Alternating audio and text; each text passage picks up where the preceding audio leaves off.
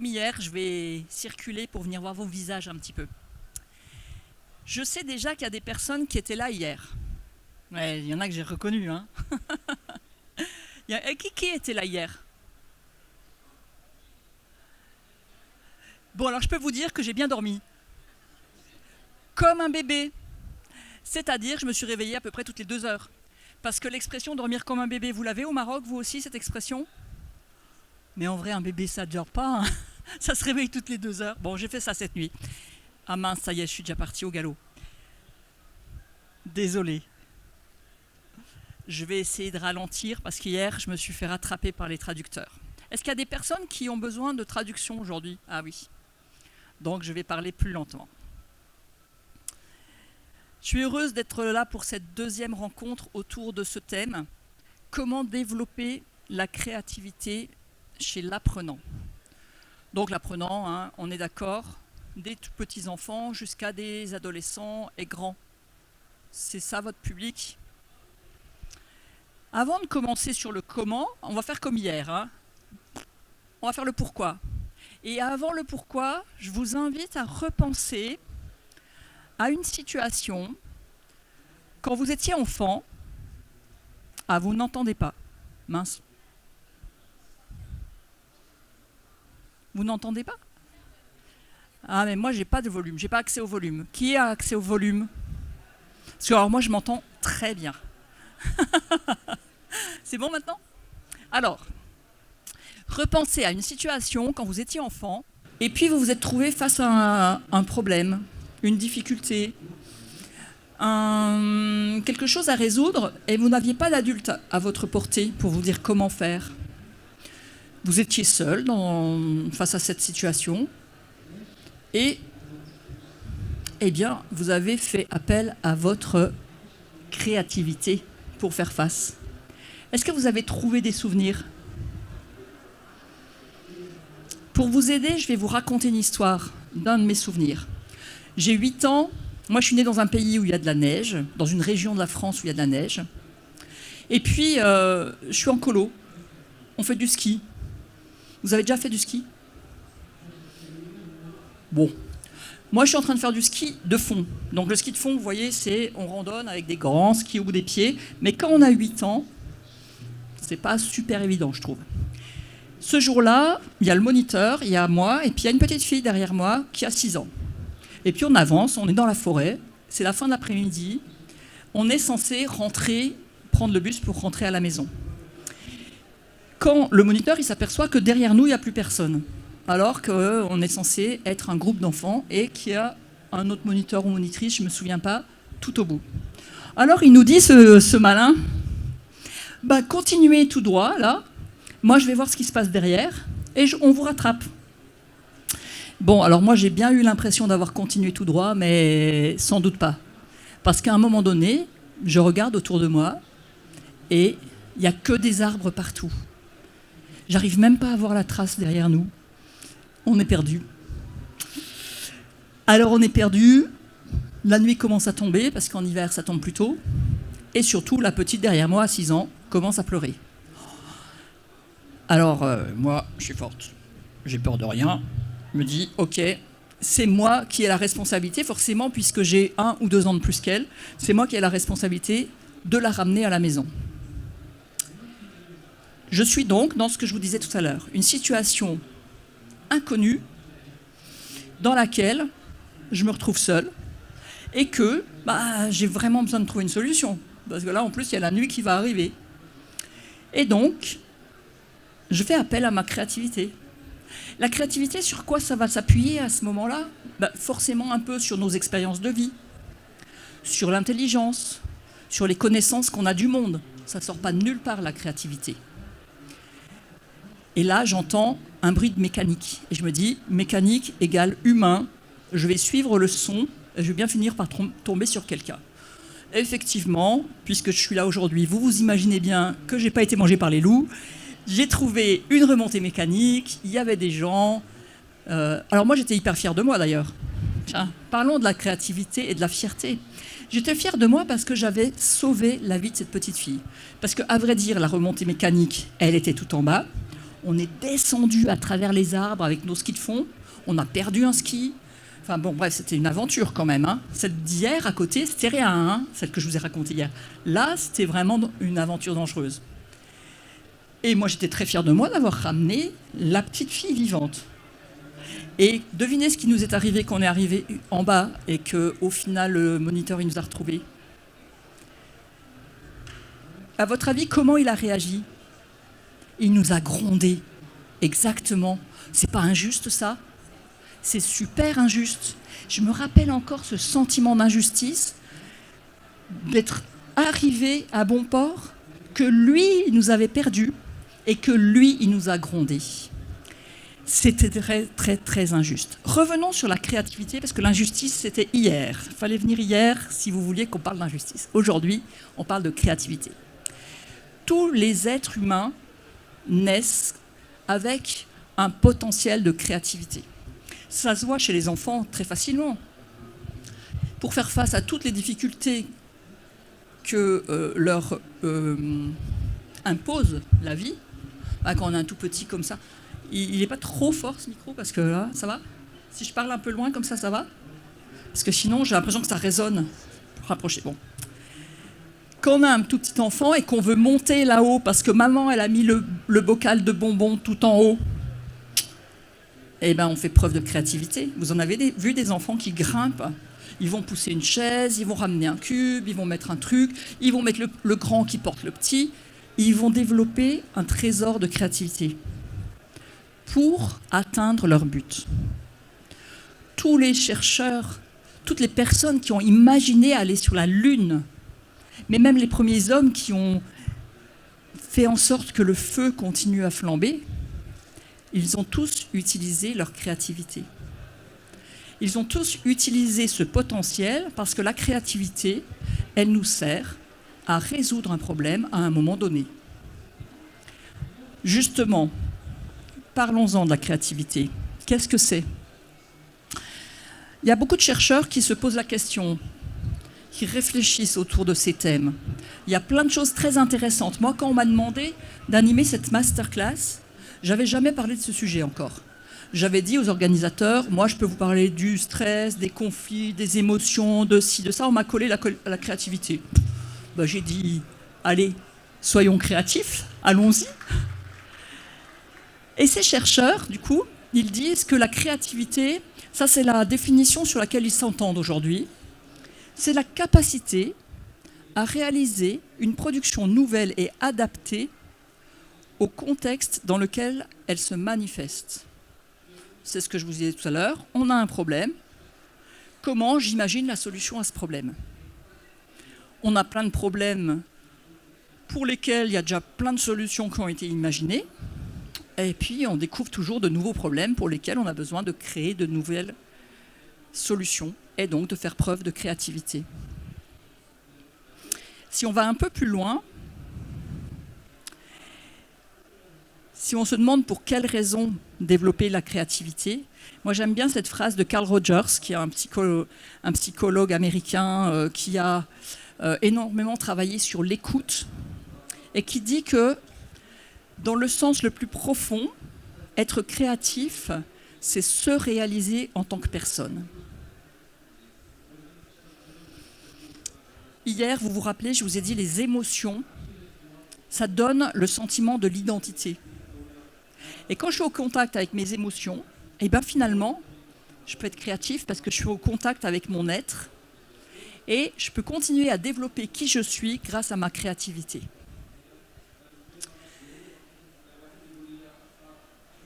Les chercheurs, avec tout leur travail, là, ils se sont aperçus d'une chose fondamentale. C'est que la créativité, c'est pas un don venu du ciel qui va toucher certaines personnes. Tiens, toi, tu vas être créative, et toi, non, et toi, oui, et toi, non, et toi, oui, et toi, non. Non. On y a cru longtemps parce qu'on associe créativité et art. Alors, c'est sûr qu'on n'est pas tous Mozart, hein. On n'est pas tous Van Gogh. Bah, c'est OK, hein. Heureusement, d'ailleurs. On s'ennuierait s'il n'y avait que la musique de Mozart et que l'étoile de Van Gogh, franchement. La créativité, elle est dans la cuisine. Et ici, je suis certaine que si j'étais invitée à manger quelque part ce soir, je pourrais découvrir votre créativité culinaire. Moi, je déteste la cuisine. Enfin, la faire. J'adore manger, par contre. La créativité, elle est là. La créativité est dans le bricolage. La créativité, elle est dans comment, aujourd'hui, on imagine de créer un tel forum. Donc, la créativité, elle est bien au-delà de l'art. Et ce que je trouve vraiment intéressant dans ces recherches, c'est qu'ils ramènent la créativité à chaque être humain. Tout le monde peut se reprendre possession de la créativité. Ce n'est pas seulement une élite. Nous avons tous un potentiel créatif. On a besoin juste de retrouver le chemin. On échangeait avec un monsieur tout à l'heure, je ne sais pas s'il est encore là. Comment on retrouve le chemin de l'enfant que nous avons été et qui était, lui, créatif dès le départ.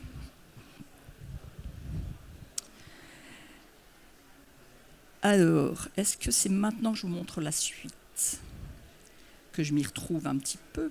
Voilà. La créativité, on va voir qu'elle intervient dans énormément de domaines de notre vie. Je vous disais, ça nous permet d'être nous-mêmes, et c'est déjà pas mal. Même si c'était que ça, franchement, on pourrait s'arrêter. Mais elle nous permet aussi d'apprendre. Chaque fois qu'on a construit quelque chose, chaque fois qu'on a manipulé, que ce soit une idée, que ce soit un concept, que ce soit de la matière, on retient mieux que quand on a juste lu ou écouté.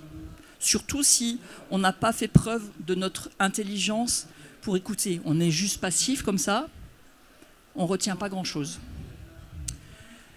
Elle favorise notre épanouissement, c'est pas la peine de commenter. Elle va développer notre ouverture au monde parce qu'elle va nous permettre d'aller voir plus loin que les choses toutes simples qu'on nous a dites. Elle stimule la persévérance. Ça, c'est un sujet qui doit vous intéresser en tant qu'enseignant. Comment on va stimuler la persévérance ? À votre avis, c'est quoi le lien entre créativité et persévérance ? Qu'est-ce que ça pourrait être le lien ?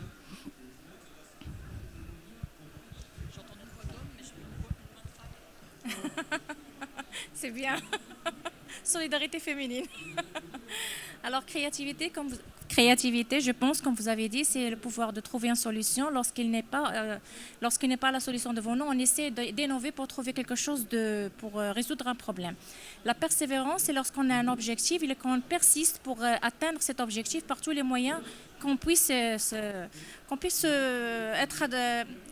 ajouté ou bien créé ou bien pour trouver pour atteindre cet objectif. Voilà. Il y a un homme qui a commencé, qui a élevé la voix, non ? J'ai rêvé ? C'est dans mes oreilles ? Bonjour. Donc, je pense que la relation entre les deux, c'est une relation de réciprocité, c'est-à-dire l'un entraîne l'autre. Donc, la créativité, on peut atteindre la créativité par la persévérance. Alors, tout à fait. Moi, je ne l'attendais pas dans ce sens-là. Mais c'est une réalité, c'est qu'on y reviendra. La créativité, c'est un processus. On a besoin d'être hyper patient pour la créativité, pour arriver à un endroit où on a envie d'aller. Les hommes, ils ne se sont pas dit un jour « Ah tiens, on va aller sur la Lune » et le lendemain, ils étaient sur la Lune. Ils ont mis du temps. Donc, la persévérance a nourri la créativité. Et comment la créativité nourrit la persévérance ? Ah, on a une main là.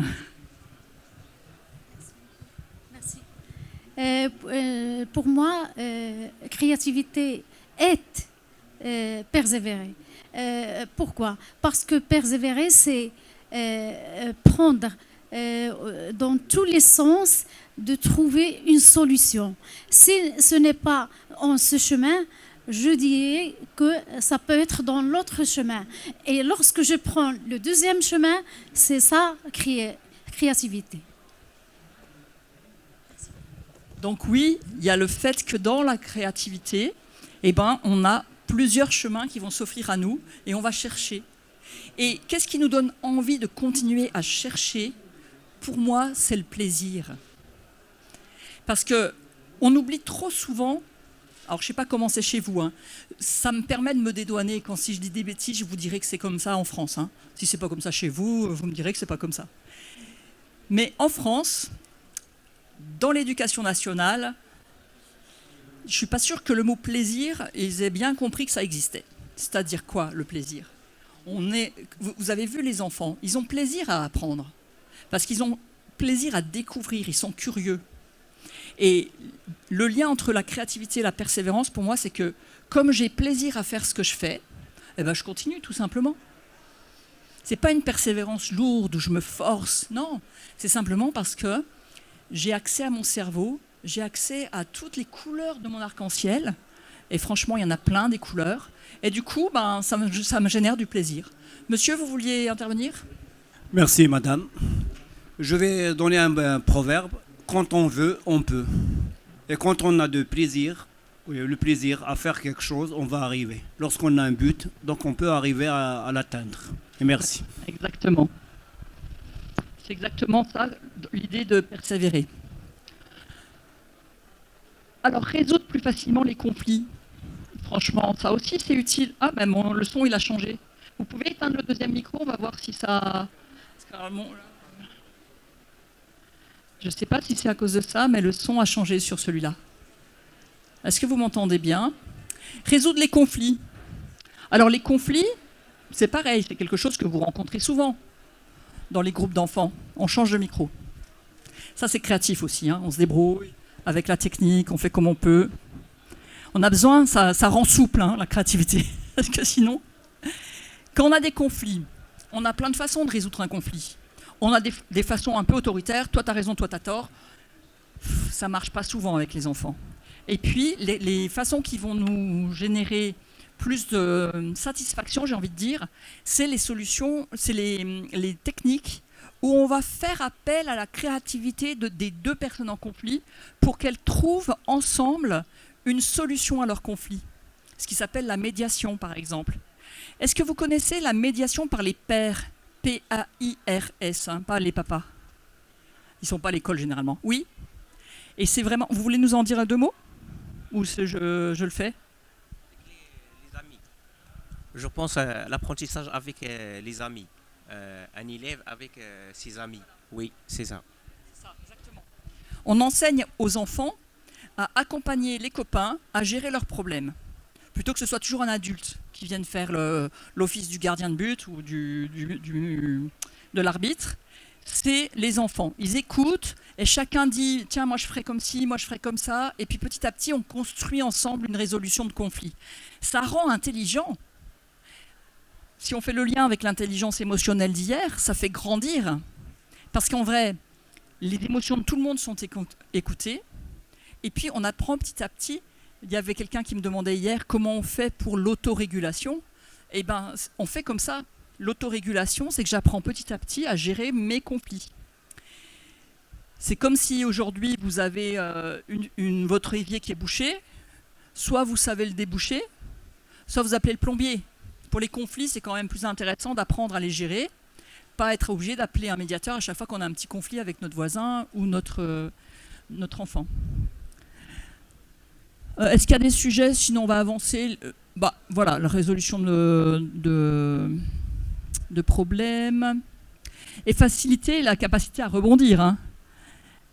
Parce que moi, je vous ai raconté comment j'ai fait pour arriver ici, en partant de ma maison à Arles, dans le sud de la France, mercredi après-midi à 16h, pour finalement n'arriver ici que hier à 13h45 pour l'intervention de 14h. Je peux vous dire que j'ai rebondi. Hein.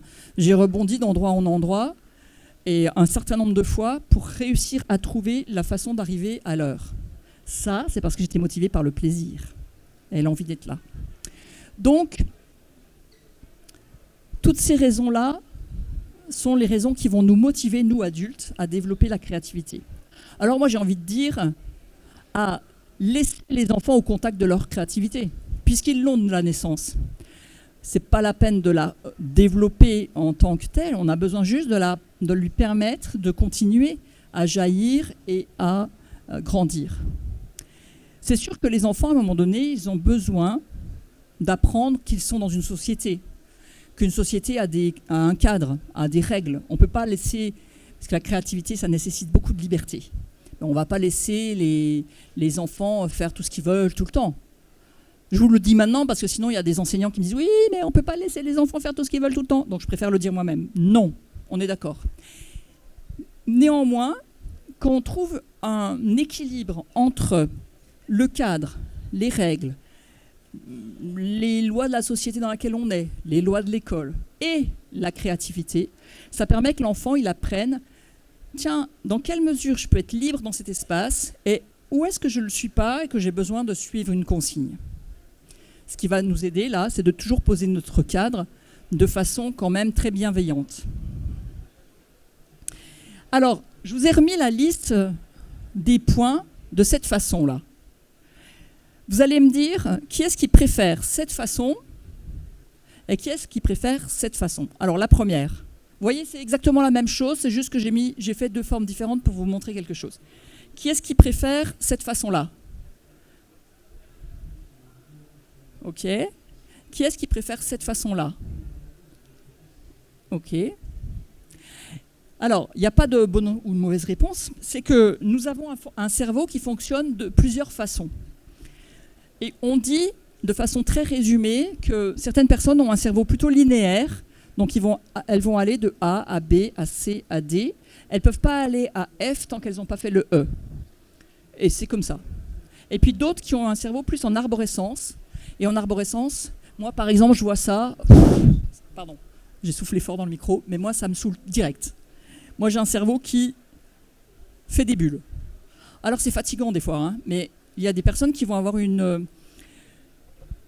mémorisation plus spatiale. Donc quand on me dit, moi, créativité, j'ai pop, pop, pop, pop, pop, pop, pop, plein de bulles qui s'ouvrent. Bon, alors, la difficulté, c'est de suivre chaque bulle. Hein.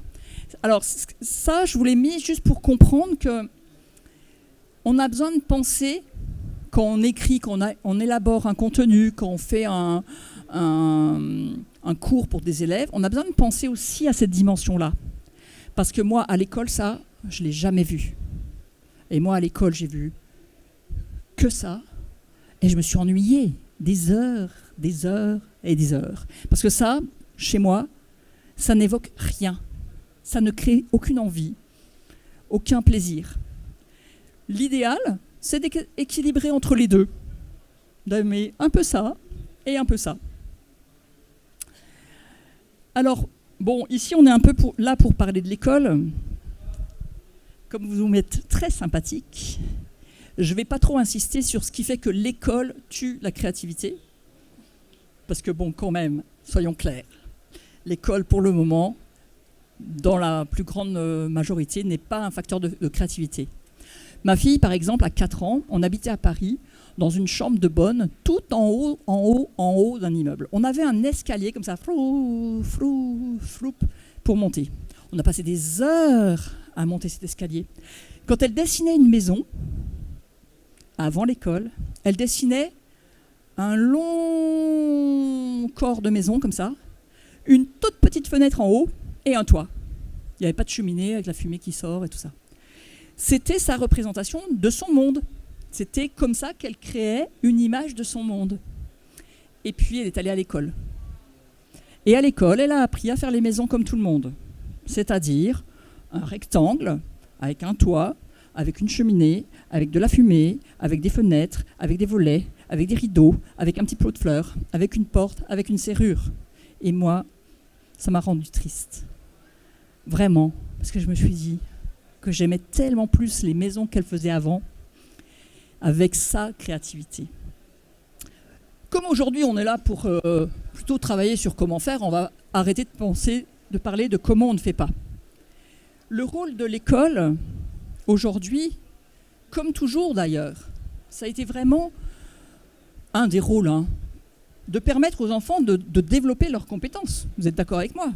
De développer leur réflexion et leur pensée et leur créativité, justement pour comment faire face à des problèmes. D'ailleurs, au tout début, l'école elle a été créée, en tous les cas en France, l'histoire de l'école, c'est pour répondre aux problèmes de l'industrie. L'industrie avait des problèmes, on créait des enfants, des étudiants, des ingénieurs, des techniciens qui allaient pouvoir répondre aux problèmes de l'industrie. À l'époque, l'industrie, elle n'avançait pas très vite. Alors, on avait le temps de former des générations. Aujourd'hui, on a un rôle encore plus important parce que les problématiques qui se posent aux êtres humains aujourd'hui, elles sont innovantes. Et ça va vite. Là, vous avez vu tous les trucs. Là, j'ai vu plein de gens avec des casques d'intelligence artificielle. Il y a tous les problèmes liés à l'écologie. Ça va très, très vite. Donc, on a besoin, pas de former des enfants qui répondent à la technologie d'aujourd'hui, mais de former des enfants qui seront capables de répondre à la technologie de demain et aux problématiques de demain. Donc, on a intérêt de les rendre très, très créatifs, ces enfants. Bon, nous, après-demain, enfin moi en tous les cas, je serai peut-être plus là pour voir s'ils sont créatifs. Mais demain, si, on a encore ça. Alors comment on fait ?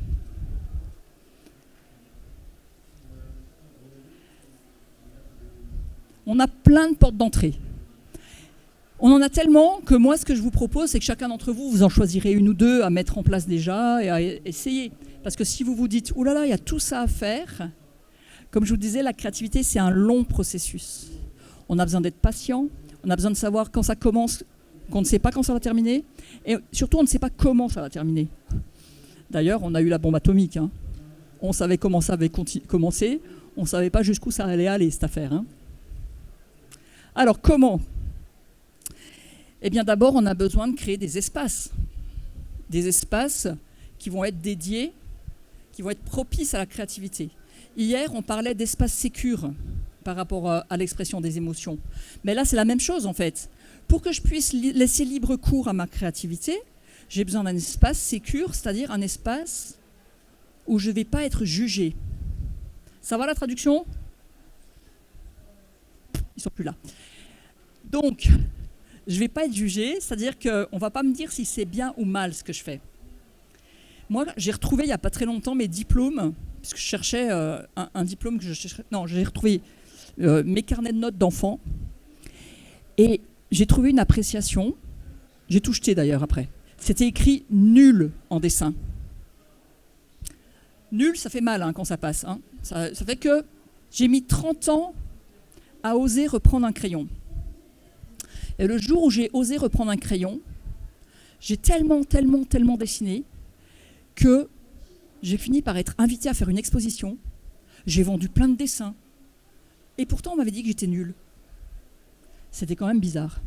Donc, ce qui va nous faire cet espace de sécurité, c'est le fait qu'on accueille notre création, que ce soit un dessin, une sculpture, un logiciel informatique, sans jugement, sans dire bien ou mal. C'est ça qu'on apprend beaucoup hein, quand on grandit après, la notion du bien ou du mal. Alors oui, je ne touche pas à la notion du bien ou du mal moral, hein, c'est pas de ça dont je parle.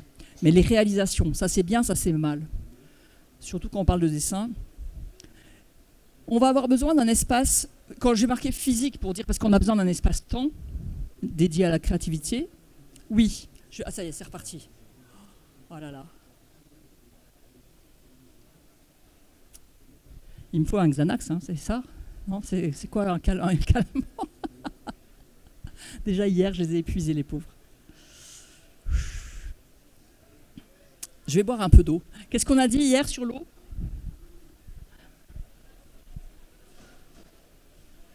Qu'est-ce qu'on a dit hier sur l'eau ? Qui c'est qui était là hier ? Je parlais de l'eau. Non, je vous confie. Alors là, l'eau calme le stress. Voilà. Merci madame, et vous permettez de filmer. Merci. Et ça repose les traducteurs, on a dit aussi. On pourra dire qu'il y a une nouvelle fonction pour l'eau, c'est que ça repose les traducteurs. Alors, j'en étais à l'espace physique. L'espace physique, ça veut dire quoi ? Ça veut dire qu'on a un lieu où on a du matériel pour créer. Alors, chez les tout-petits, on a souvent ça dans les classes avec les tout-petits. Un coin avec plein de pinceaux, avec des crayons, avec de la pâte à modeler. Mais on perd souvent ça quand les enfants grandissent. Alors qu'on pourrait continuer à avoir des lieux avec des choses et que quand l'enfant il a terminé son devoir ou il peut aller dessiner. Moi, je terminais toujours les interros en avance. Alors, ce que je faisais, c'était quand même créatif. Je faisais les interros de mes voisins. Bon, les profs, ils n'aimaient pas ça. Mais si j'avais eu un coin pour aller dessiner, lire, ben, j'aurais peut-être fait ça, en fait. Le temps. la créativité, ça demande du temps. Le problème, c'est qu'aujourd'hui, les enfants, ils ont des espèces d'emploi du temps de ministres. Alors, vous, je ne sais plus, non, l'après-midi, ils ont école ou pas ici? Ou ils sont libres l'après-midi? Ah, ils ont école aussi. Donc, comme chez nous, école du matin au soir, après les devoirs, après les activités, après le sport, après ci, après ça. Et la créativité, ça ne vient que dans le vide. On appelle ça d'ailleurs le vide fertile, parce que le vide, contrairement à ce qu'on peut croire, là, quand on s'ennuie, c'est pénible et tout. Non, en fait, quand on s'ennuie, c'est seulement si j'accepte de m'ennuyer que je vais avoir de nouvelles idées. Sinon, je suis tout le temps en train de courir, j'ai pas de nouvelles idées, j'ai pas le temps en fait. Et puis des espaces d'expérimentation avec des matériaux aussi un petit peu plus développés que la peinture. Ça peut être justement des clous, des vis pour construire des choses vraiment en volume. Ça peut être des outils informatiques, hein, parce que maintenant, évidemment, ça va s'inviter de plus en plus dans les écoles, mais ça a déjà commencé. Donc comment je développe un logiciel pour faire telle ou telle chose. Donc on a vraiment tout l'environnement.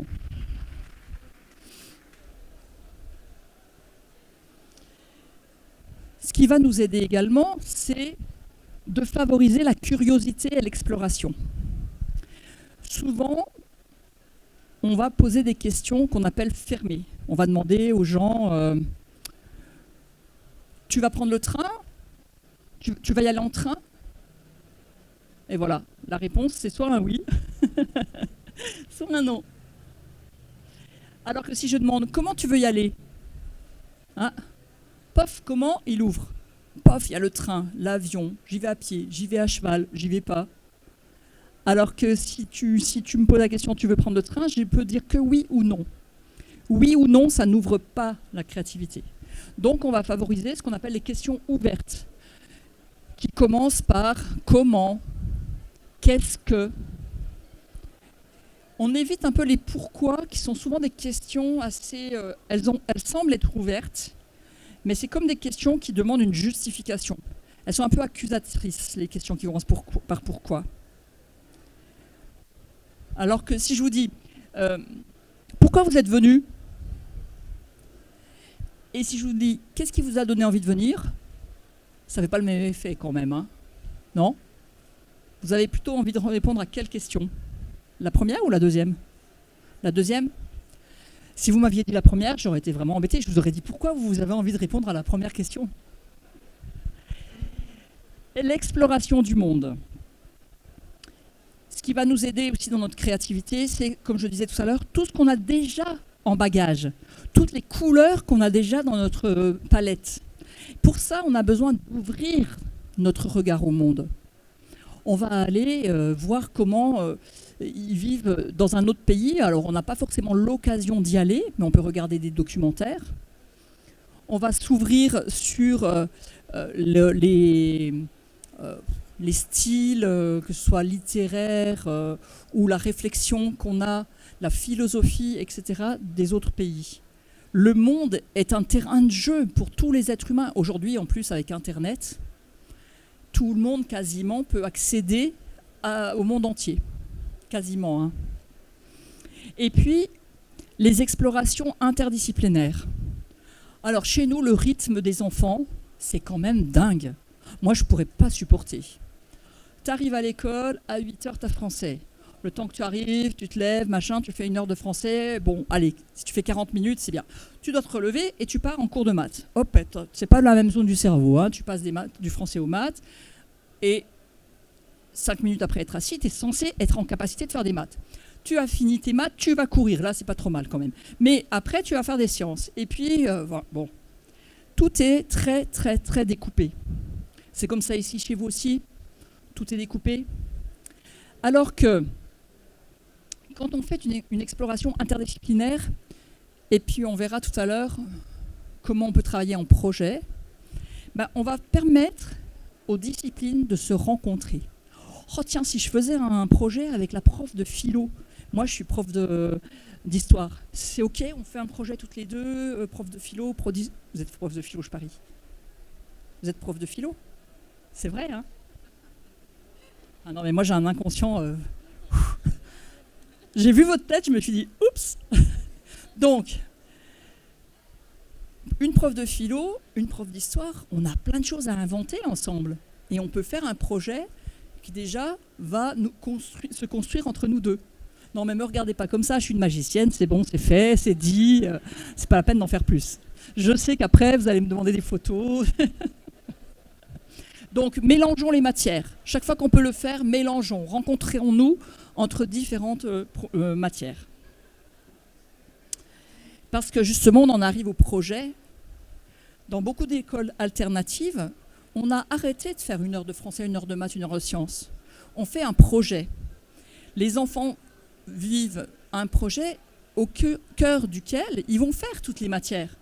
Le français, les maths, les sciences, le sport, la géographie, je ne sais quoi. Et ils vont tout intégrer tout en créant quelque chose qui aura un aboutissement. Parce que franchement, c'est rare qu'on ait créé quelque chose à la fin d'1 heure de français. Hein. On a fait une dictée à la limite, on a peut-être fait une petite rédaction, mais on n'a pas créé quelque chose qui nous rende fiers. Est-ce que vous, enfants, rappelez-vous quand vous étiez enfant, ça va permettre de me calmer, est-ce que vous avez été fiers une fois en sortant d'1 heure de cours?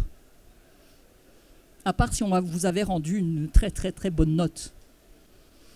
Pas parce que vous faisiez pendant cette heure de cours. Alors que si on se lance dans un projet, on crée, et là on est fier de ce qu'on est en train de faire. Puis ces projets, souvent, on va les travailler en groupe. Comme hier, on parlait du groupe. C'est quoi l'intérêt du groupe? C'est de co-construire notre intelligence. Toi, tu vas avoir une idée sur « Oh, j'ai jamais pensé à faire un truc pareil ».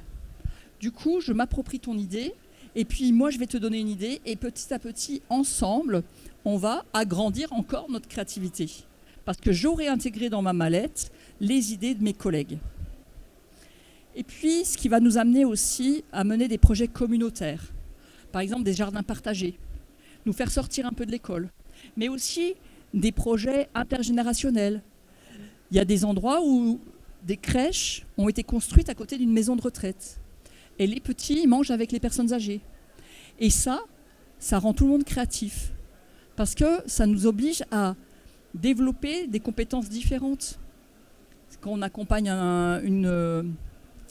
des enfants de 2-3 ans manger avec des personnes âgées, on a besoin d'être un petit peu créatif. Ça permet aux enfants aussi de découvrir le monde différemment. Je vous disais tout à l'heure, la créativité, c'est un processus. Moi, par exemple, quand on me dit « Alors, t'interviens dans 3 semaines sur comment développer la créativité chez l'apprenant », je me mets en pause. D'abord, je laisse un peu descendre le truc. Ensuite, généralement, ce que je fais, c'est que je fais une carte mentale. Comme je vous ai dit, moi, ça fait des bulles.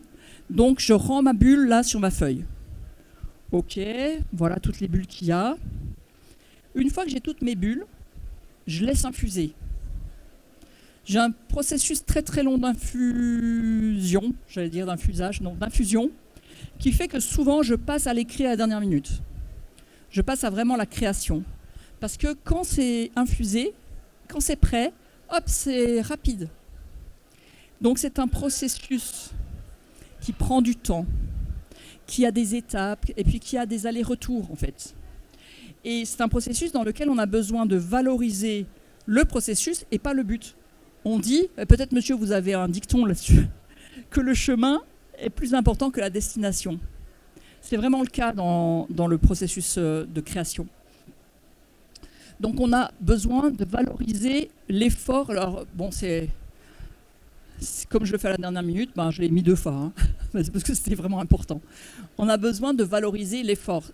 L'effort, c'est-à-dire l'énergie plutôt que l'effort fait effort, c'est l'énergie qu'on a mise à créer, à inventer, plutôt que le but.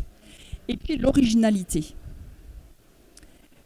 Et puis d'encourager l'individualité. Alors c'est intéressant parce que tout à l'heure je disais travailler en groupe, mais dans le travail en groupe, chacun a besoin d'être valorisé pour son originalité.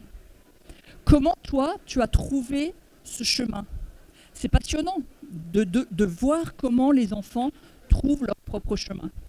Moi, j'avais un élève, j'ai donné beaucoup de cours de maths. J'adore les maths. Mais je ne suis pas prof. J'arrive. J'avais un élève en troisième, je faisais des cours particuliers aux copains de mes enfants, qui trouvait toujours les solutions par un chemin que le professeur n'avait pas demandé. Il avait toujours une façon originale d'arriver au but. Alors malheureusement, souvent on lui disait non, parce que ce n'est pas le chemin qui était attendu. On a vraiment besoin de dire à l'enfant, plutôt que de lui dire non, lui dire « Raconte-moi comment tu es arrivé là. Par quel chemin tu es arrivé, toi ?»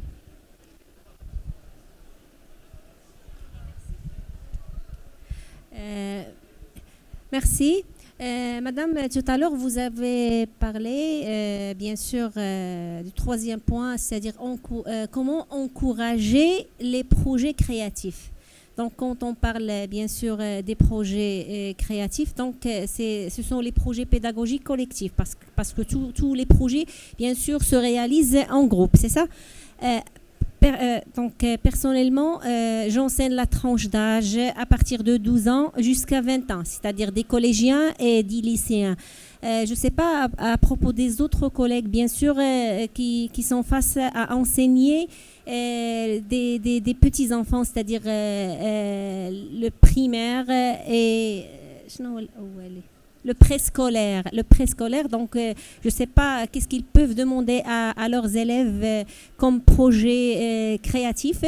De ma part, je peux proposer quelques projets que je propose à mes élèves à titre collectif, comme par exemple réaliser des planches de bande dessinée, comme par exemple, je sais pas moi, des dessins, des affiches, aussi bien des contes. Oui, parce que ça entre dans la perspective des projets basés sur l'imagination.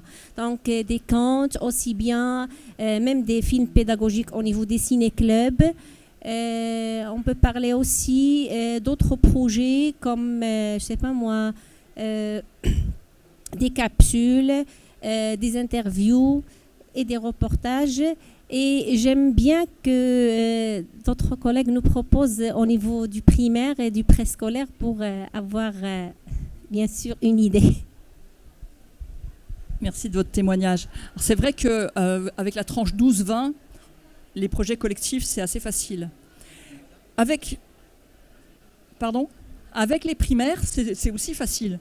Dans une école à côté de chez moi, ils ont fait une radio. Ils ont imaginé une radio de l'école primaire. Ils ont fait aussi des films sur le harcèlement, un film sur le harcèlement qu'ils ont créé avec les enfants. Donc c'est les enfants qui ont imaginé les scénettes, qui ont joué les rôles, etc.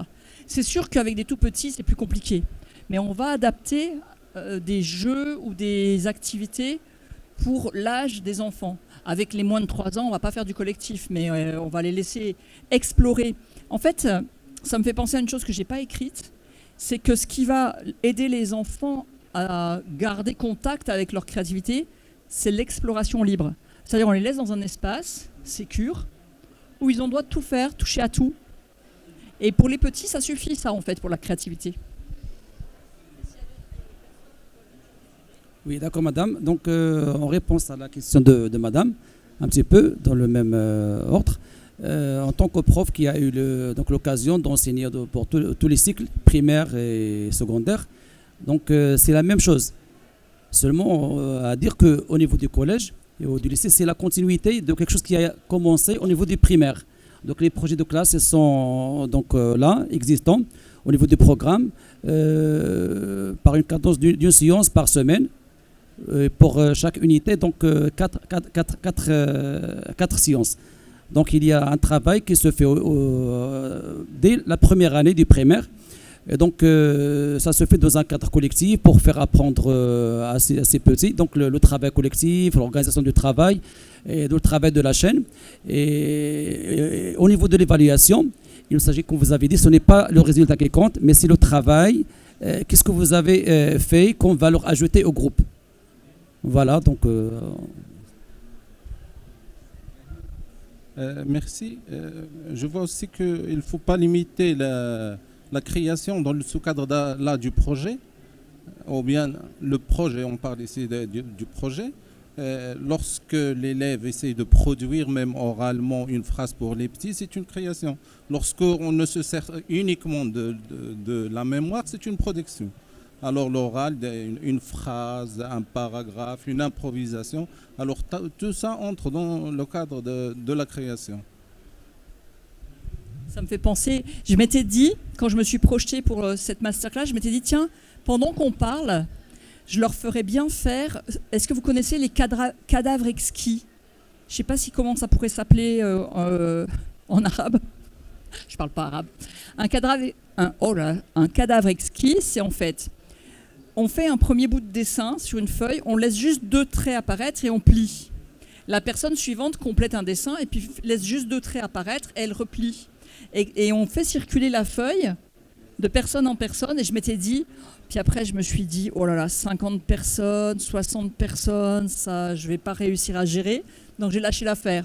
Mais après à la fin on aurait pu ouvrir et voir notre création collective. Ça c'est des choses qu'on peut faire avec les petits. Donc il y a plein de choses qu'on peut imaginer bien sûr avec les enfants. Et puis une chose essentielle, vraiment, si vous partez avec une seule chose, gardez celle-là, c'est apprendre de ses échecs. Le souci, souvent à l'école, c'est qu'on est noté sur ses échecs. Moi, je suis assez choquée, en fait, quand on voit des enfants qui reviennent avec une dictée, et puis ils ont fait 10 fautes. Donc, ils ont 10 mots qui sont rayés, qu'il y a du rouge, etc. Mais peut-être qu'il y en a 30 qui sont justes. Seulement, ils vont être notés sur les 10 qui sont faux. C'est dingue, ça, quand même. Alors que si on calcule, si on regarde l'ombre et la lumière, l'ombre ne se mesure qu'à l'aune de la lumière. On peut mesurer l'ombre qu'à l'absence de la lumière. L'ombre, ce n'est pas une matière qui se mesure. Est-ce qu'on pourrait imaginer de noter une dictée par rapport à ce qui est juste plutôt que par rapport à ce qui est faux? C'est quand même une conception qu'on a, nous. Malheureusement, on la cultive depuis longtemps, hein, on l'a reçue comme ça. Mais qui est quand même un peu étrange, moi, je trouve. On a besoin de regarder plutôt que ce qui est juste. Et ça changerait la face du monde si on arrêtait de dire aux gens tout ce qui est faux chez eux et qu'on leur disait plutôt tout ce qu'ils font qui est OK. Si, par exemple, imaginez, je propose... Non, je ne vais pas le faire, je n'ai pas trop le temps, malheureusement, de vous faire vivre l'expérience. Mais c'est une expérience que vous pouvez reproduire dans les classes pour comprendre la notion d'échec. Imaginez, il y a une personne... Alors, moi, je suis la personne qui va faire l'expérience. Je ferme les yeux. Et puis, pendant ce temps, pendant que j'ai les yeux fermés, il y a des personnes qui viennent s'asseoir au milieu de l'espace avec leur chaise. Et mon objectif, c'est de traverser jusque là-bas. Si je traverse sans me cogner à personne, eh ben, je n'apprends rien sur où sont les gens. Alors que si je traverse en me cognant, tac, ah, là il y a quelqu'un, je peux apprendre ce qui est en train de se passer dans l'environnement.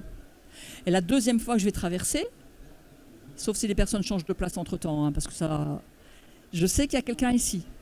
Donc j'ai besoin de partir plutôt comme ça. Et donc l'échec est une source d'apprentissage. C'est pas quelque chose qu'on a juste à dire tu t'es trompé, c'est faux. D'ailleurs, si on le prend comme source d'apprentissage, merci, ça génère moins de stress pour l'enfant de lui dire tiens, c'est une source d'apprentissage, tu t'es trompé sur ce mot. Est-ce que tu sais où est-ce que tu t'es trompé? Comment il s'écrit? Comment je peux t'aider à mieux comprendre? Ça va plutôt l'aider à apprendre. Alors que si on le sanctionne sur ses erreurs, il est sous stress. Il ne peut plus apprendre. Merci, madame. Je vais terminer par ce que vous avez dit. Lorsqu'on était petit, apprendre à conduire un vélo, on se blessait. Mais avec le temps, on apprenait à conduire. Lorsque l'enfant apprend à marcher, il tombe. Exactement. Il apprend après, il apprend à marcher. Pour les jeunes ou là, les petits, je pense qu'ils sont plus créatifs. Je vais parler de mon expérience lorsque j'étais enfant. On créait nos jeux, nous-mêmes. Exactement, ouais. Les filles créaient des poupées, nous, on créait d'autres objets, d'autres jouets. D'accord ?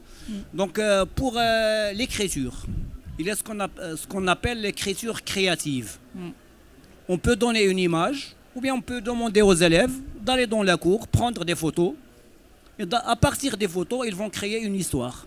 Ce qu'on a, donc, c'est une expérience qu'on a déjà expérimentée et vécue. Merci.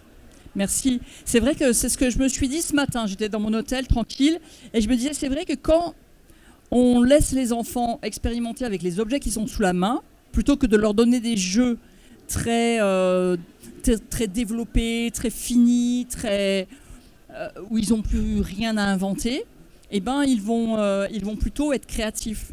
Il y avait un petit film que j'avais vu, j'arrive, où on présentait à un enfant différents types de jeux, et à chaque fois, de lui-même, c'était un petit, il choisissait des trucs qui n'étaient pas des jeux finis, il choisissait des choses sur lesquelles il allait pouvoir avoir une forme de liberté. Avec certains jeux, aujourd'hui, on n'a pas de liberté. Les enfants que vous voyez qui n'ont pas de jeu, ils vont jouer avec trois petits morceaux de bois, ils vont s'inventer un monde, en fait. Moi, je parle de mes expériences concernant comme professeur d'éducation physique et sportive.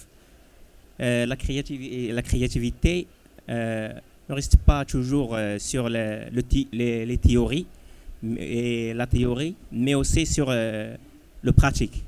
Par exemple, dans la science d'éducation physique et sportive, notamment dans par exemple la gymnastique acrobatique, on donne aux élèves des images comme ça, comme par exemple la création de pyramides ou bien seulement des images. Ils pensent, les élèves, elles ont une volonté de créer. Par exemple, ils préfèrent ou bien ils sélectionnent les élèves plus forts dans la fondation de pyramide et les plus minces pour compléter le pyramide. Donc les élèves, elles ont une capacité de créer, seulement ils exigent des présentations, des signes comme ça pour créer. Exactement. Et là, par exemple, ce que vous dites, c'est que vous leur montrez juste une photo et vous les invitez à imaginer comment ils vont pouvoir réaliser cette chose. Et vous les rendez du coup acteurs. Et en fait, chaque fois qu'on est acteur de sa vie, on devient plus puissant, on devient plus libre, on devient plus grand. Alors que sinon, on subit, on se soumet à ce que l'autre nous dit, c'est comme ça qu'il faut faire, c'est comme ça qu'il faut faire. Merci de ce témoignage. C'est vrai que dans tous les domaines, la créativité va avoir sa place. Alors, oui, monsieur.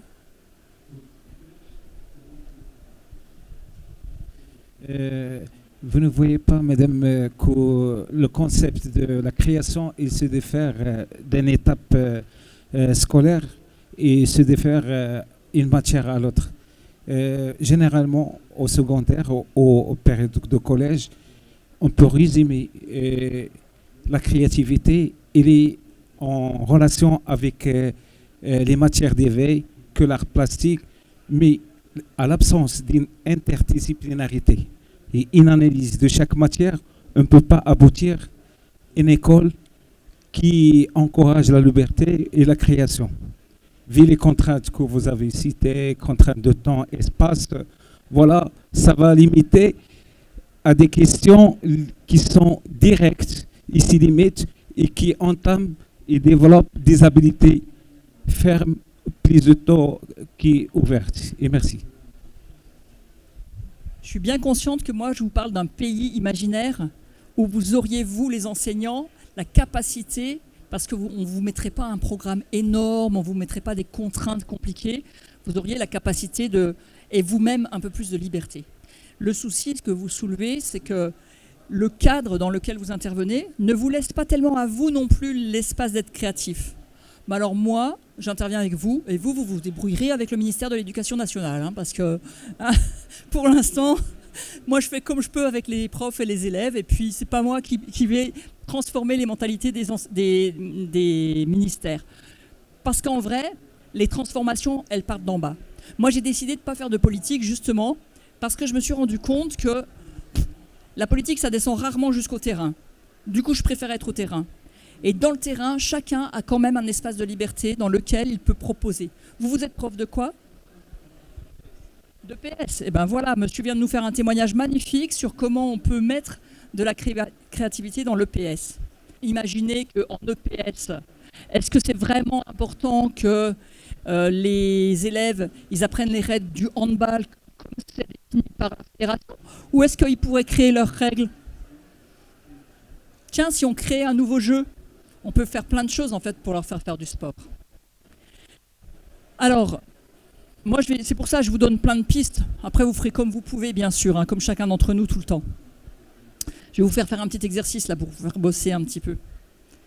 Donc, comment on favorise, c'est aussi en autorisant l'enfant, l'élève, à avoir un esprit critique.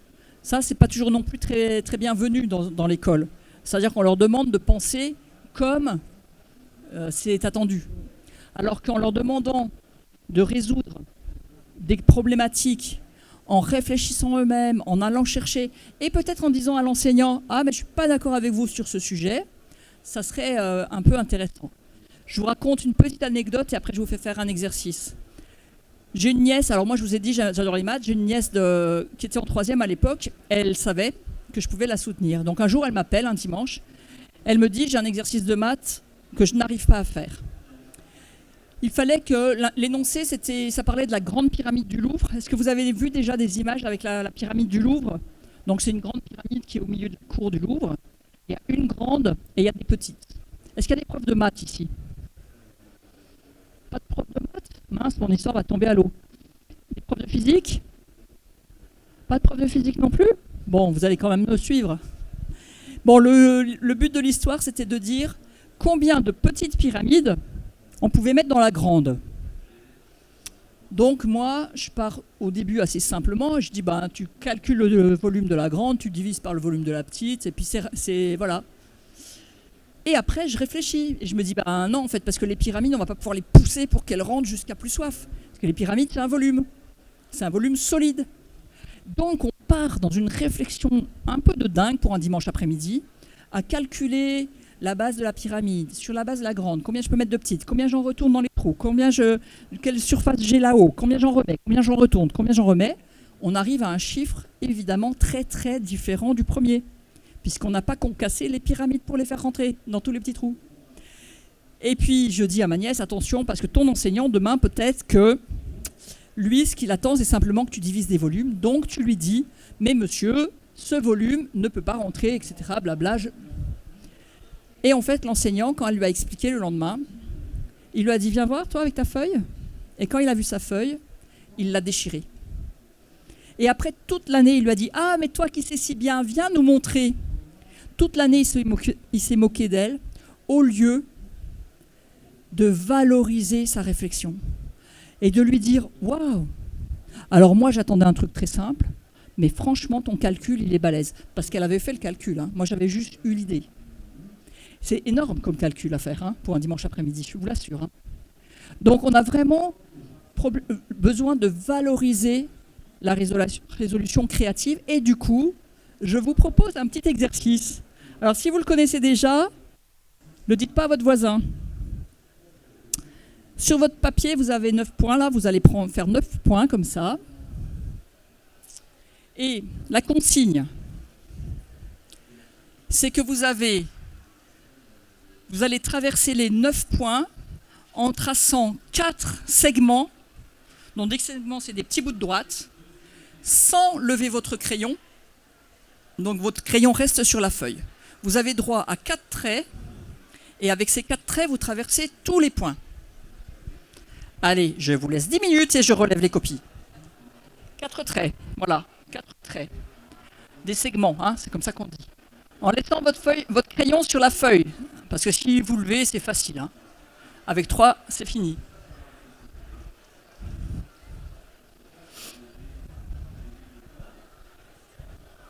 Donc, ouvrez votre esprit. Esprit. Ouvrez tout le champ des possibles. Ah, il y a un monsieur qui a trouvé, qui veut venir nous le faire. Vous allez dessiner sur l'écran, monsieur. Ah, il y a un autre monsieur qui a trouvé. Yes. Exactement. Vous le connaissiez ou pas? Ah bah oui, mais si vous le connaissiez, faut le trouver. Faut pas l'avoir.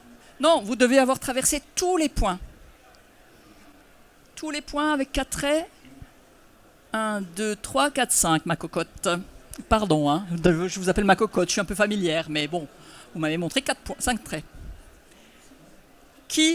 Quelqu'un a trouvé? Non? Vous n'avez pas trouvé? Vous avez 5 traits. J'en veux 4. Attention, vous êtes des enseignants, vous avez quand même les consignes. Bon, je vous le dis. Monsieur le connaît. On a besoin de créativité. Sortez du cadre. Le truc qui se passe là, c'est que comme je vous mets les 9 points comme ça, vous restez bloqué dans les 9 points.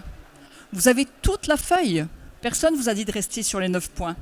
Et donc, quand on sort du cadre, il se passe ça. Il se passe que je fais un premier trait ici, je sors du cadre, je fais un deuxième trait ici, je sors du cadre, un troisième ici, et je reviens. Ça nous parle de créativité.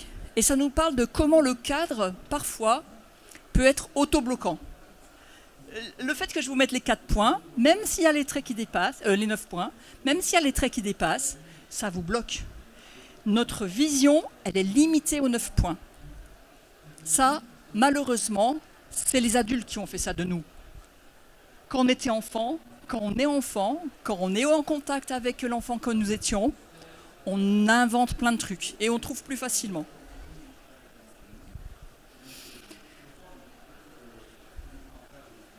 Vous avez eu le temps de le noter là pour faire les malins maintenant avec vos copains, vos copines? Ça marche à tous les coups, hein. Alors, on parlait de différentes matières, hein. Évidemment, on va valoriser les différentes formes d'expression, parce qu'il y en a plein. Il y a toutes celles qu'on connaît, qui sont très classiques, hein, le dessin, l'écriture. L'écriture, généralement, les enfants, ils savent, parce qu'ils font des dissertations. On leur demande de faire des récits d'imagination.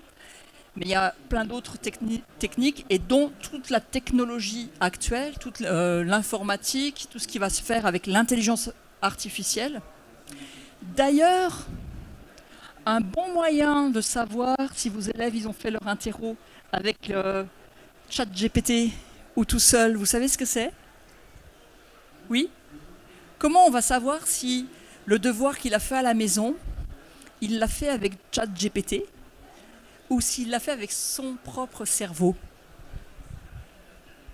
Je viens de le voir dans l'un. Il y a, je ne dis pas, non, il y a des applications qui détectent, voilà. Moi, je vous parle d'humain. Vous êtes une application qui pouvait détecter. Vous n'avez pas besoin d'une application. Oui, s'il vous rend un truc sur informatique. Oui. Non, même ça, même avec quelqu'un que vous ne connaissez pas. Qu'est-ce que je vous ai dit tout à l'heure sur la créativité? Je passe. Après la formation qu'on a vue. Je ne vous parle pas de technique, hein. Moi, je ne suis pas allé aux conférences sur l'IA. Je ne vous parle pas d'un logiciel qui vous permette de repérer. Ça ne m'intéresse pas du tout. Moi, ce que je suis intéressé, si vous avez remarqué depuis hier, c'est l'humain qui m'intéresse. Donc moi, comment on repère avec un logiciel, ce n'est pas mon sujet. Mais on peut le savoir. Vous avez une idée? Non, ce n'est pas ça ma question. C'est comment on va reconnaître qu'un élève, il a fait son devoir avec ChatGPT ou pas? Chaque professeur connaît le niveau de ses élèves et il connaît leur style. C'est-à-dire si le style il est un peu... Le style, oui. Oui. Mais imaginez que vous ne le connaissez pas, l'élève. C'est un nouveau. C'est un peu difficile. Ah, mais... C'est difficile, oui. Vous avez une idée? C'était la même réponse? Il n'y a pas d'erreur. Nos élèves, ils commettent des erreurs. Oui, peut-être. Ça peut être une astuce. Reproduire ce qu'il a fait. Et alors, vous êtes là où je voulais aller à peu près, reproduire. Je crois qu'on peut copier la production de l'élève et la coller sur ChatGPT ou bien sur Google, et par la suite, ils vont nous dire est-ce que ça existe vraiment sur l'outil informatique, bien les numériques en général. Hein. Alors, moi, ce que je voulais vous dire, il y a plein d'idées. lui demander de le faire en classe. Alors, il peut voir si il peut le reproduire, c'est un peu ça l'idée générale. Merci. Parfois, je regarde la solution qu'il a fait et je peux voir s'il y a un niveau de logique qui ne peut pas être adapté à son âge. Alors, je peux douter de ce qu'il a fait. Parfois, je peux demander à cet élève, par exemple, de me répéter ce qu'il a rédigé ou bien ce qu'il a produit sans prendre la feuille à la main. Exactement. Et pour quelle raison? Parce que tout à l'heure, je vous disais, la créativité, ça nous aide à apprendre. Si j'ai créé un contenu, ben, je le retiens beaucoup plus facilement parce que j'ai réfléchi, j'ai pensé, j'ai élaboré. Alors, je ne me rappellerai pas, je ne vais pas dire de A à Z ma rédaction, ma dissertation, etc. Mais je vais pouvoir en redire des morceaux. Je vais pouvoir raconter comment j'ai pensé ce sujet. Si c'est ChatGPT, je ne peux pas savoir comment il l'a pensé, ChatGPT, parce que je ne sais pas comment il pense. D'accord? Donc, hein? ChatGPT, elle donne aux mêmes questions, elle donne des réponses différentes. En tous les cas, c'était juste pour dire que quand j'ai créé mon contenu, je m'en souviens. Donc, on peut introduire les technologies, même si on peut avoir peur que du coup, ils fassent leur devoir avec. Et puis finalement, pourquoi pas? Parce qu'on a besoin aussi, en tant qu'enseignant, de s'adapter. Aujourd'hui, c'est peut-être pas utile qu'on se rappelle de toutes les règles de trigonométrie, alors qu'il suffit de faire. Et on les a sous la main. Est-ce qu'on a besoin de se remplir le cerveau avec ça? Ou est-ce qu'on a plutôt besoin d'apprendre à être en relation, à savoir coopérer, à savoir construire ensemble des choses? Ça, c'est une question de fond. Hein. On demandera à l'Éducation nationale ce qu'elle en pense un de ces jours. Allez, j'avance. Ce qui va nous permettre évidemment la créativité, c'est laisser la place à l'improvisation. C'est peut-être une chose qu'on peut faire en sport. C'est pour ça que je disais, tiens, si on imaginait de nouvelles règles pour un jeu collectif avec un ballon, plutôt que de répéter sans cesse le foot, le hand, le volley, machin. Il y a bien des gens qui les ont inventés, ces jeux. On pourrait en inventer d'autres. L'improvisation, ça va être aussi dans le théâtre, dans les textes, évidemment, dans les jeux de rôle. Moi, j'ai écrit Théâtre Forum, je crois, à cet endroit. Est-ce que vous connaissez le Théâtre Forum? On va jouer une scène où il y a un problème et on va demander au public d'intervenir. Comment tu ferais, toi, si tu étais à la place d'un des deux protagonistes? Et la personne du public, elle vient et puis elle joue ce qu'elle pense. Forcément, ça a un impact sur l'autre puisqu'on a toujours un impact sur notre environnement. L'autre va donc se comporter différemment. Et à force, on conscientise, on apprend de nouvelles façons de faire. Donc toute la place à l'improvisation. Et puis, la dernière chose, ça va être vraiment de donner des modèles, parce qu'en vrai, nous sommes les modèles des enfants. Les enfants, ils apprennent par imitation. S'ils nous regardent faire, ils font comme nous. C'est-à-dire que si on crie, quand il nous arrive un problème, ils vont crier. Si on se dit « Ah mince, tiens, il y a un souci là, comment je vais pouvoir faire ?» et qu'on commence à réfléchir, qu'on commence à imaginer, qu'on demande aux amis, qu'on appelle le joker, ben, ils vont faire pareil en fait. Donc on va leur montrer des modèles déjà par nous-mêmes. Mais on va leur faire rencontrer aussi, si c'est possible, des créateurs. En art plastique, on peut leur faire rencontrer des peintres. En mathématiques, on peut leur faire rencontrer des chercheurs. En philosophie, ben, des philosophes, parce qu'il y en a des vivants. Hein. C'est vrai qu'on étudie beaucoup les morts, mais il y en a quand même qui sont vivants. Dans toutes les matières, on peut faire rencontrer aux élèves des créateurs de la matière donnée. En sciences, par exemple, quelqu'un qui aura... Alors, on ne va pas leur faire rencontrer Marie Curie, malheureusement, mais on peut leur faire rencontrer des gens qui, aujourd'hui, ont inventé des choses. Et puis, si on ne peut pas leur faire rencontrer Marie Curie, on peut leur faire lire comment Marie Curie, elle a inventé. Ce n'est pas tellement la vie de Marie Curie qui nous intéresse. Quand est-ce qu'elle est née, quand est-ce qu'elle s'est mariée. D'ailleurs, il y a une histoire qui dit que quelqu'un un jour a demandé « Comment c'est d'être marié avec un génie ?» Et vous savez ce qu'elle a répondu? « Je ne sais pas, demander à mon mari. » Parce qu'on lui posait la question de son point de vue à elle, en pensant que c'était Pierre le génie. mais c'était Marie. Bref, c'est pas ça qui nous intéresse. Ce qui va nous intéresser, c'est le processus créatif de Marie Curie. Comment elle en est venue à imaginer et à créer et à chercher et à trouver dans cette direction-là.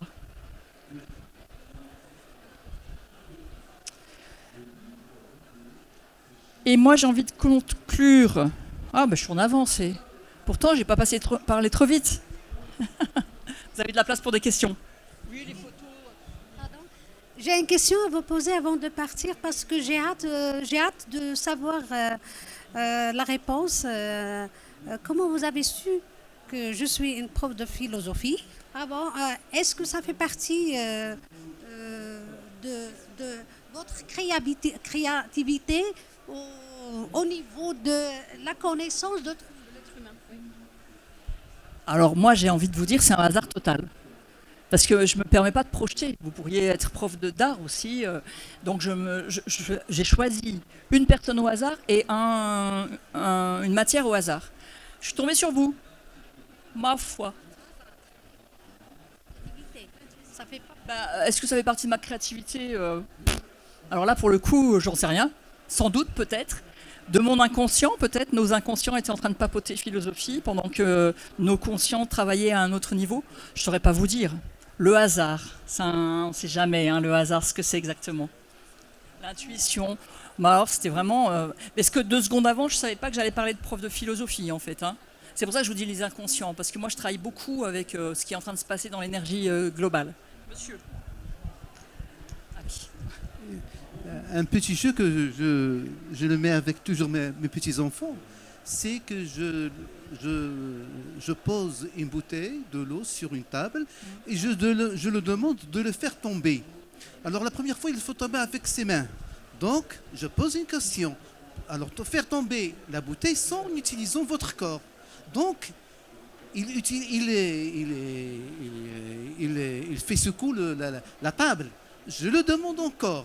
Alors, faire tomber la bouteille en n'utilisant pas votre corps, en ne touchant pas la table. Donc, il fait à travers le tapis qui est sous la table. Je remarque que toujours, si on y fait des obstacles, donc il y a une autre façon de réfléchir ou plus de grandir l'esprit de l'enfant. Oui, une petite expérience que je veux partager avec vous. Merci beaucoup. Ça explicite tout ce qu'on dit depuis tout à l'heure. C'est que l'enfant, il est créatif. Et que quand on lui laisse l'espace, là, du coup, quand vous enlevez à chaque fois une possibilité, vous l'obligez à chercher un autre chemin. Inattendu, inhabituel. Il aurait pu jeter des balles, par exemple, et chaque enfant va trouver son chemin parce qu'on lui laisse l'espace de l'exploration et de la recherche. Et vraiment, Maria Montessori, dont vous avez forcément entendu parler en tant qu'enseignant, elle disait que l'enfant n'est pas un vase que l'on remplit, et c'est trop souvent comme ça que l'éducation est pensée, mais plutôt une source que l'on laisse jaillir. C'est-à-dire comment je vais l'arroser juste comme il faut peut-être, ou comment je vais juste déblayer les cailloux qui l'empêchent de jaillir pour qu'elle puisse jaillir. Et on a besoin d'avoir confiance que ça va se passer. Les enfants vont trouver leur chemin. Nous, on est des guides en fait. On leur donne assez de sécurité pour qu'ils n'aillent pas se faire du mal, mais après, on a besoin de les laisser s'envoler. Vous avez d'autres questions avant qu'on se quitte ? C'est vous qui avez le micro? Comme ça, je garde bien. Je crois que chaque individu a un esprit de créativité. Bien sûr. Mais il y a des facteurs qui bloquent Exactement. cette activité. C'est ce qu'on voyait Il y a tout à des l'heure. facteurs qu'on ne peut pas résoudre, nous, les enseignants. On peut pas Qu'on ne peut pas résoudre, nous, les enseignants. Que vous ne pouvez pas résoudre en tant qu'enseignant, c'est ça que vous dites? Il y a des facteurs Non. Effectivement, vous ne pouvez pas aller faire la thérapie d'un enfant dont la créativité est bloquée. Par exemple. Par contre, vous pouvez faire tout l'espace pour qu'elle puisse jaillir. Par exemple, j'ai une activité de créativité. J'entends pas parce que vous n'avez pas le micro. Par exemple, l'enfant a une activité de créativité. On n'entend pas. Alors.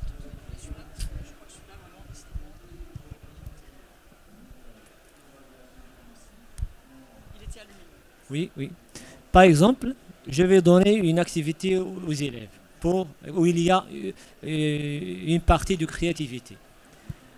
Chez eux à la maison, mais il y a des facteurs qui bloquent cet enfant pour faire cette activité. Par exemple, le rôle de la famille, il y a les réseaux sociaux, il y a la pauvreté, il y a trop de choses qui bloquent cet enfant pour intervenir comme je veux. Donc comment faire pour rendre un enfant créatif à part ces facteurs? Bien sûr, là vous parlez d'un point qui est essentiel, c'est tous les facteurs environnementaux d'un enfant, comment il grandit dans sa famille, dans son quartier, avec ses enfants, ses frères et sœurs, ses parents, etc., qui vont l'empêcher, mais pas seulement d'être créatif, vont l'empêcher aussi de faire ses devoirs, vont l'empêcher de penser sa vie, et peut-être qu'on va les aider en faisant les activités à l'école. Parce qu'à l'école, on a beau dire les uniformes, tout ça, alors on a tous le même uniforme, mais à l'intérieur, effectivement, quand on rentre à la maison, on n'a pas la même vie. Donc ce qui va être vraiment important, c'est de favoriser ces espaces dans le cadre justement qui est plus propice, c'est-à-dire à l'intérieur de l'école où l'enfant il n'a pas ses contraintes sociales, il n'a pas peut-être du travail à faire quand il rentre chez lui, mais du travail pour la famille, au champ ou aller faire des courses, etc. Il est dans l'espace où son temps est dédié à son apprentissage. Donc quand vous remarquez qu'effectivement il y a trop de disparités dans votre classe, voyez comment vous pouvez mettre le plus possible les activités dans la classe. En France, je ne sais pas comment c'est ici, les devoirs à la maison sont interdits maintenant, même si ça n'empêche pas les enseignants d'en donner et ça n'empêche pas les parents d'en demander. Les parents sont très friands des devoirs scolaires, pourtant ils ont souffert avec les devoirs, mais ils ont l'impression que si on ne fait pas de devoirs, l'enfant il n'apprend pas. L'enfant il passe déjà près de 25 heures par semaine en classe. Il a de l'espace pour apprendre. Il y avait une main par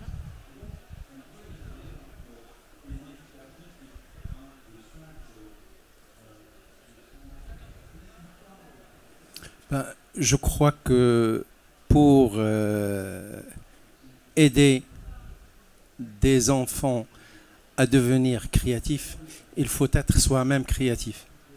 Donc il faut sortir des sentiers battus. Il faut oser donc questionner ses pratiques quotidiennes. Il faut aller au-delà, donc il faut oser tout simplement. Voilà. Alors j'aime bien l'idée de sortir des sentiers battus, c'est vrai, aller sortir nous de nos sentiers battus et vous avez dit questionner nos pratiques quotidiennes. Et ça aussi j'aime bien, parce que dans tout ce qu'on fait, du matin où on se lève au soir où on s'endort, on est créatif. Toute la journée, tout le temps. Donc, déjà, redonnons comme on dit, ces lettres de noblesse à la créativité. Arrêtons de penser que être créatif, c'est forcément faire une œuvre d'art qui va être vendue 3 millions. Être créatif, c'est comme on le disait, c'est créer sa propre vie, en fait. Donc, je suis d'accord avec monsieur. Donc, on doit revoir nos pratiques et nos méthodes en classe. Comme on a déjà vu, le professeur doit devenir facilitateur. Je vais donner un autre poème de Victor Hugo. Chaque enfant qu'on enseigne est un homme qu'on gagne. Marchez la lampe en main pour qu'il puisse vous suivre. Donc le professeur doit aider cet élève qui est bloqué. Il doit l'aider à trouver son chemin, l'aider à devenir créatif. S'il est bloqué, on doit l'aider. Et merci. Merci, oui. Bon, je voulais juste m'arrêter sur un point, c'est aller dire que la créativité, elle n'est pas totalement encadrée d'avoir, par exemple, en tant qu'enseignante, un élève qui est plutôt excellent ou brillant dans la matière que j'enseigne. Je dirais qu'il a plutôt un esprit de créativité, alors qu'il pourrait être créatif dans d'autres sujets loin de l'école. Il pourrait être créatif dans sa façon de voir les choses. Il pourrait bien être créatif dans sa façon de se comporter devant les gens. Il pourrait être créatif dans n'importe quel domaine de côté de sa vie, parce que, comme vous l'avez dit, madame, je pense que la créativité, c'est inné en nous. C'est inné en nous. Oui, oui. Mais donc, en tout le monde. Oui, Oui, donc, et de ce point-là, on pourrait bien passer ou dépasser ce point, on va dire cette règle de classification des élèves et dire que voilà, ceci il est plutôt bien ou très bien, et l'autre il est feignant, et l'autre... Non, donc il faut insister, il faut favoriser, il faut encourager encore tout point, tout touche, on va dire tout éclat de lumière qui fait signe que cet enfant il pourrait bien faire quelque chose. Exactement. Et accepter surtout d'être différent. Exactement, d'être différent. Ah, c'est tellement important ce que vous dites. C'est ce dont je parlais tout à l'heure sur l'unicité, c'est-à-dire que chaque enfant est créatif à sa façon. Le problème, c'est que c'est difficile de noter la créativité. Comment on fait une évaluation sur la créativité? C'est dur, hein? Donc l'école, elle vous demande de classer vos élèves, elle vous demande de dire s'ils passent dans la classe supérieure ou pas. Et la créativité, comment on fait? Donc il y a vraiment besoin d'avoir cette ouverture d'esprit pour peut-être rajouter une colonne créativité dans les bulletins, je sais pas, ça serait chouette. Madame, vous vouliez... Donc, comme vous avez dit, ou comme a dit Madame Maria Montessori, ou comme a dit, si je me rappelle bien, Nelson Mandela, dans ce sens-là, une tête bien faite vaut mieux qu'une tête bien pleine. Oui, exactement. Ah oui, hein. Donc à ce niveau-là, donc tous les élèves ou nos enfants, ils sont bien sûr créatifs. Mais pour que cette créativité se développe et bien sûr s'avance, il ne faut pas, bien sûr, il faut laisser l'enfant décomplexé de la peur, décomplexé de la non-confiance en soi, décomplexé de la crainte. Il faut qu'il soit sûr, bien sûr, de lui. Il faut créer en lui, bien sûr, la confiance en soi. Il faut l'encourager, il faut bien sûr toujours lui donner une image positive bien sûr de son existence et qu'il peut faire tas de choses et qu'il peut réussir et même s'il commet des erreurs, il répète jusqu'à ce qu'il réussisse. Donc c'est comme ça, encourager l'enfant pour qu'il puisse réaliser bien sûr ses rêves et avancer. C'est comme ça. Exactement, vous avez dit un mot essentiel, c'est la confiance. Et quand vous dites décomplexer de la peur, ça veut dire que d'abord il a peur et qu'il faudrait lui enlever la peur. Alors commençons par ne pas lui faire peur, ça sera plus simple. C'est-à-dire, qu'est-ce qui nous fait peur et qu'est-ce qui fait qu'on n'ose pas se lancer? C'est les jugements. C'est ce que je vous disais tout à l'heure. Moi, ma prof de dessin qui m'a dit nul, elle a écrit nul en lettres majuscules sur mon diplôme, mon bulletin. J'ai pas réussi à entendre l'élan que j'avais à l'intérieur de moi de dessiner. Et du coup, bon, je voyage beaucoup, à chaque fois je vois des gens qui dessinent sur les bords de chemin, etc. Et à chaque fois je sentais l'envie, l'élan, et je me disais non, je suis nulle. Je m'étais identifiée à ce jugement. Qu'est-ce qui fait que l'enfant il perd la confiance et qu'il a peur? C'est qu'on le juge, c'est qu'on lui dit ça c'est bien, et ça, c'est nul. Alors déjà, ok, si je fais 20 fautes dans une dictée, mais alors un dessin, comment on peut dire à un enfant que son dessin, il est nul? Mais qui on est pour dire à un enfant que son dessin, il est nul? À la limite, ce qu'on peut lui dire, c'est tu n'as pas respecté les consignes. J'avais dit de dessiner une maison dans la nature, et tu m'as dessiné un cheval. Alors tu peux faire mieux, ça veut dire que c'est pas bien ce qu'il a fait.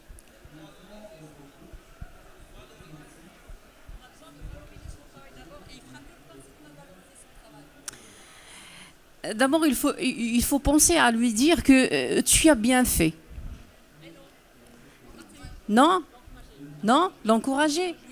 Si je lui dis tu as bien fait, ça veut dire que je suis en train de lui mentir ou de lui cacher une vérité quelconque.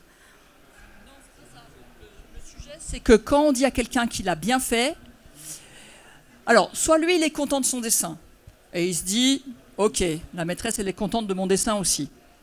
Ça va. Mais si lui, il n'aime pas son dessin, il se dit la maîtresse me raconte n'importe quoi. Elle n'a même pas vu qu'il était moche ce dessin. Et oui, parce qu'on ne sait pas ce qui se passe à l'intérieur de l'enfant. On a besoin de valoriser juste le dessin. Et à ce moment-là, la seule chose critique qu'on peut faire, c'est les consignes. J'ai donné des consignes pour peindre un coucher de soleil. Et bien, tu m'as peint un bateau. il n'y a pas de coucher de soleil, donc tu n'as pas respecté des consignes. Et on ne juge pas la production. On peut dire, bah tiens, est-ce que la consigne tu l'avais pas comprise, ou bien tu l'as oubliée, ou bien etc. On va s'intéresser au processus. Mais à partir du moment où on dit que c'est bien, ça sous-entend que ça peut être mal. Et on rentre dans la dualité bien-mal. Donc par contre, on peut dire, ah j'aime beaucoup comment tu as utilisé les couleurs, comment tu as fait le contour de cette forme, etc. Enfin bon, il y a plein d'autres façons, mais ça nous prendrait une demi-journée en plus pour savoir comment on fait. C'est pas grave, c'est mieux de dire c'est bien que de dire que c'est nul. Hein. Les enfants, ils vont quand même préférer que leur enseignant leur dise c'est bien. Animant une séance pour des enfants de la 3e année primaire, j'ai leur demandé de dessiner des pochoirs. Et j'ai dit qu'on va coller ces pochoirs sur les murs de la classe et on va repeindre les murs. J'ai réalisé que dans ma tête qu'ils vont dessiner des pochoirs, des fleurs, des papillons, des formes géométriques. L'un des enfants a fait, les pochoirs qu'il a fait, c'était les lettres de son nom. Alors j'ai ramassé les pochoirs, j'ai collé le A ici, le H là-bas. L'enfant est venu à mes côtés, il m'a dit « Madame, est-ce qu'on peut coller les lettres les uns à côté des autres ?» Mais j'ai dit « Mais c'est ton nom, ça va donner quoi sur le mur ?» Il a dit « Parce que la prof du français a toujours oublié mon nom. Elle me disait toujours quand elle fait l'appel, elle me dit « Et toi là-bas, tu me dis… » Et c'est grave son nom chez moi, mais c'est pas chez sa maîtresse. Et ça m'a fait de la peine pour cet enfant. Oui. C'est important ce que vous dites parce que le rôle que vous avez, on l'a vu hier aussi dans l'intelligence émotionnelle, c'est vraiment d'accueillir les enfants pour qui ils sont. Et la première des choses, c'est de connaître leur prénom. C'est quand même notre identité. Surtout dans une classe, en fait. On a besoin de prendre le temps d'apprendre les prénoms. Là, j'ai pas fait avec vous. Mais si, par exemple, je devais rester en formation 3 jours avec vous, j'aurais fait d'abord un travail pour apprendre vos prénoms. Et en 1 heure, non même pas, vous êtes là, en 1 demi-heure, je peux savoir tous vos prénoms. Parce que j'ai une technique pour m'en rappeler. Et c'est fondamental, parce que comme ça, après, je peux m'adresser. Comment vous vous appelez? Fatima? Voilà, je peux m'appeler, plutôt dire oui madame, je vous appelle Fatima. Qu'est-ce que ça change quand je vous appelle Fatima? Eh ben oui. Et cet enfant, la maîtresse ne se rappelle pas de son nom quand même, c'est incroyable. Comment ça a pu le blesser au point qu'il ait voulu graver son nom sur les murs de l'école. Alors, mesdames, vous ne voyez pas qu'il y a une relation entre la création et l'intelligence avec ces différentes composantes émotionnelles voilà. Parce que jusqu'à maintenant, on parle de création en relation avec le dessin. C'est pas suffisant.